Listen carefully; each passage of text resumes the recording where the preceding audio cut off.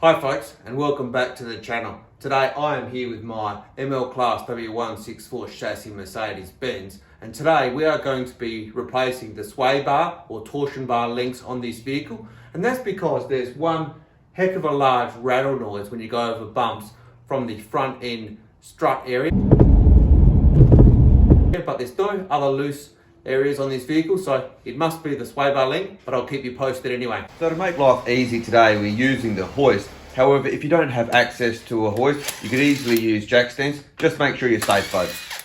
So the first thing we are going to do is to remove the front wheel. Next, we want to remove the force on the torsion bar link, and we do this by using a block of wood and a jack and lift under the front wishbone. You can tell when you have the correct amount of pressure from the jack, as at this point you'll be able to move the torsion link by hand. Next, we remove the sway bar link nuts. First, try a 20mm socket on your impact. This may or may not work, as the bolt component can turn in the link joint. If this happens, you will need to use a 21mm spanner with a T30 socket bit, as I am demonstrating here with the top nut. So with the old torsion link bar out, it is time to compare it to the new one. I have chosen to use a swag aftermarket part at a fraction of the cost of a genuine Mercedes part. I'll put a link in the description. First, we check that it is the same size as the original part that we removed from the vehicle, and then you can see that the ball joint link ends are quite worn on the original link ends, by comparison to the new part where they are really firm. The install of the new torsion link bar is simply the reverse of removing the old link bar. What you will notice is that the length of the bolts are different, and it needs to be installed such that the longer bolt is at the top. In terms of torque specifications, Mercedes have a strange procedure, which is torque to 100 Newton meters and then back off 180 degrees, then torque to 30 Newton meters and then tighten another 65 degrees.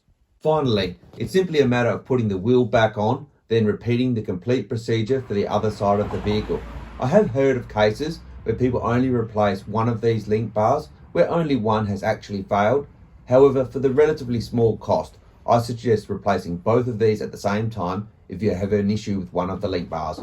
So there you go folks, that's how to replace the torsion or sway bar links on your Mercedes ML Class W164 chassis vehicle. Now, I've just taken this vehicle for a test drive, and unfortunately in my case, it has not solved the shudder which you've observed earlier in the video. It has improved a little bit, so I'll be leaving these sway bar links. You could see that the old ones were really loose and worn, as I showed you also in the video. But as I said, it hasn't solved the problem. So there will be another installment as I look further into this vehicle. So if you're interested in that or any other of my videos on the Mercedes, the Audi or the Mazda, do subscribe to the channel. And until next time, have a good evening.